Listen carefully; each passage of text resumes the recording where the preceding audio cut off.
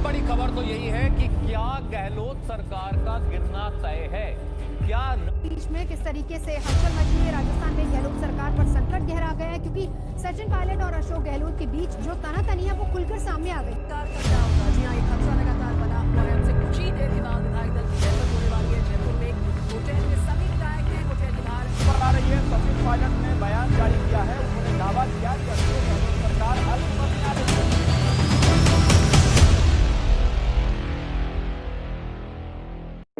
नमस्कार। Rajasthan area wise India का सबसे बड़ा प्रदेश जिसकी पॉपुलेशन है 6.8 करोड़। लेकिन आजकल मीडिया के सारे चैनलों पर राजस्थान ही क्यों छाया हुआ है। ट्विटर से लेकर मीडिया की डिबेट्स तक आप देखेंगे तो हर जगह राजस्थान की बात हो रही है।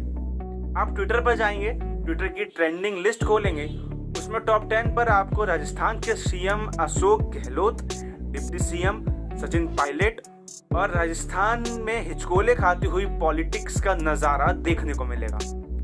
लेकिन आखिर हुआ क्या? आखिर राजस्थान में बीते 4 या 5 दिनों में ऐसा क्या हो गया कि सारा अटेंशन राजस्थान पर चला गया।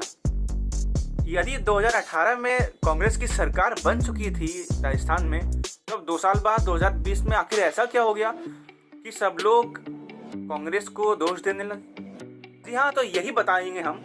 नमस्कार, मेरा नाम कार्तिकेय हसनापुरी है। इस चैनल में आपको स्वागत है। तो इस चैनल की श्रृंखला एनलार्ज में हम आपको यही बताएंगे और आगे भी इसी तरीके के वीडियो लाते रहेंगे। किसी मुद्दे को उठाकर उसे एनलार्ज करके उसकी इंफॉर्मेशन आपको तक देंगे कि आखिर जो हो रहा है वो क्यों हो रहा है, कब हुआ, शुरुआत कब हुई।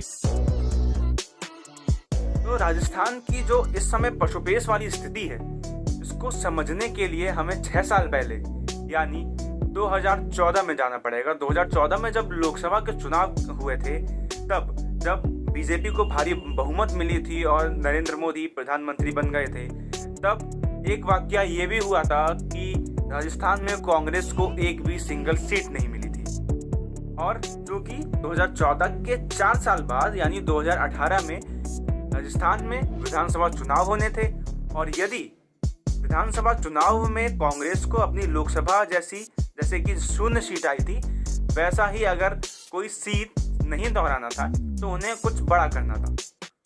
तो कुछ बड़ा करने के लिए अब सारा दारोमदार आता है सचिन पायलट पर। सचिन पायलट फ्रंट फुट पे आते हैं 2014 के बाद। खूब मेहनत मशक्कत करते हैं राजस्थान के साथ साथ मध्य प्रदेश में भी। राजस्थान में कई रैलियों में उन्होंने भाग लिया, कई बिल्कुल विपक्ष की तरह पूरी भूमिका निभाई, जिसका परिणाम स्वरूप ये निकला कि 2018 में जब विधानसभा के चुनाव राजस्थान में हुए तो बीजेपी को भारी हार मिली और 2018 में कांग्रेस के पाले में 200 में से 99 सीट आई, यानी बहुमत के आंकड़े से मात्र 1 कदम दूर। इसके बाद जो निर्दलीय विधायक थे, उन्होंने कांग्रेस के साथ मिलकर 2018 में राजस्थान में कांग्रेस की सरकार बनाई। ये तो पूरा ओवरऑल जो आउटलाइन वाला सीन था ये था। लेकिन अब जो पशुपेश वाली स्थिति थी, जो मतभेद शुरू हुआ, वो शुरू हुआ यहीं से। अब चूंकि सचिन पायलट ने 4 साल जी जान लगाकर मेहनत करी, 0 से लेकर 99 तक कांग्रेस को राजस्थान में खड़ा किया।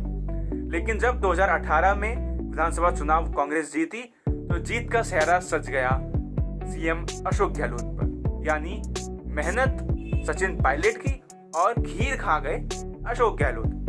अब ये कहा जाता है कि यदि आप भारत में हैं तो भारत में नेपोटिज्म और सीनियरिटी आपकी जो प्रतिभा है उसके कई गुना ऊपर है। तो हुआ कुछ यूं ही, सचिन पायलट, जो कि पूरा राजस्थान की जनता ये चाह रही थी कि सचिन पायलट अब सीएम बने, राजस्थान को एक युवा प्रतिभावान सीएम मिले, लेकिन ऐसा कुछ ना हुआ। तो अशोक गहलोत को सीएम बना दिया गया और सचिन पायलट को डिप्टी सीएम बना दिया गया। साथ ही साथ उन्हें पीडब्ल्यूडी विभाग दिया गया और पंचायती राज का जो विभाग होता है वो दिया गया। सचिन पायलट ने कई बार आवाजें भी उठाई, कई बार मनमुटाव भी हुए सचिन पायलट और अशोक गहलोत के बीच में। तो अब जो अशोक गहलोत और सचिन पायलट के बीच में मनभेद के कारण मतभेद हुआ, उसका सबसे बड़ा रीजन जो है वो यही कहा जाता है कि सचिन पायलट, जो कि सीएम बनना चाहते थे, जो कि प्रमुख दावेदार भी थे, उन्हें साइडलाइन करके अशोक गहलोत को सीएम बनाया गया। उसके बाद कांग्रेस में ही भले ही दोनों रहे, लेकिन दोनों की आपस में कभी बनी नहीं। ऐसा कई बार देखा गया कि कभी अशोक गहलोत सचिन पायलट को टारगेट कर रहे हैं, तो कभी सचिन पायलट अशोक गहलोत को टारगेट कर रहे हैं। अशोक गहलोत पर आरोप लगाते हुए सचिन पायलट ने यह कहा कि भले ही मैं डिप्टी सीएम हूं, भले ही मुझे पीडब्ल्यूडी प्रमुख बना दिया गया है, लेकिन बीते 2 सालों में मैंने एक फीता तक नहीं काटा। किसी प्रदेश के डिप्टी सीएम का उसी की पार्टी के, उसी के राज्य के सीएम के ऊपर इस तरह का कोई भी आरोप लगाना बहुत गहन आरोप है। खैर, ये तो रही पुरानी बात। अब बात करेंगे आखिर अब क्या हुआ। आखिर अब ऐसा क्या हुआ कि राजस्थान एक बार फिर से ट्विटर की ट्रेंडिंग लिस्ट से लेकर लोगों के पॉलिटिकल खतरे की भी घंटी बनता जा रहा है। यदि आपको याद हो तो मध्य प्रदेश में भी अभी कुछ दिन पहले कुछ ऐसा ही वाकया हुआ था। ज्योतिरादित्य सिंधिया को भी मध्य प्रदेश में कुछ उतनी तवज्जो नहीं मिल रही थी, तो उन्होंने क्या किया, कुछ विधायकों को अपने साथ मिला लिया, और उन विधायकों को अपने साथ मिलाने के कारण जो मध्य प्रदेश की कांग्रेस थी उसकी सरकार गिर गई और ज्योतिरादित्य सिंधिया बीजेपी में मिलकर वहां पर बीजेपी की सरकार बना ली। अब ऐसा ही कुछ वाकया रिपीट होने वाला था राजस्थान में। अब सचिन पायलट के पास भी कुछ बागी विधायक थे जो उनके साथ मिल गए, जो ये कह रहे थे कि हाँ, कांग्रेस में नाइंसाफी हो रही है और वो उसे देख रहे हैं। तो सचिन पायलट के साथ जब कुछ विधायक मिल गए तो सचिन पायलट ने ये कहा कि यदि आप मुझे औहदा दीजिए, सही उतना सम्मान दीजिए जितना मुझे मेरे पद के अनुसार मिलना चाहिए, नहीं तो फिर कुछ और खेल हो सकता है। खैर, उसके बाद कांग्रेस में काफी हलचल मची। प्रियंका गांधी भी बीच में इस मामले में आई।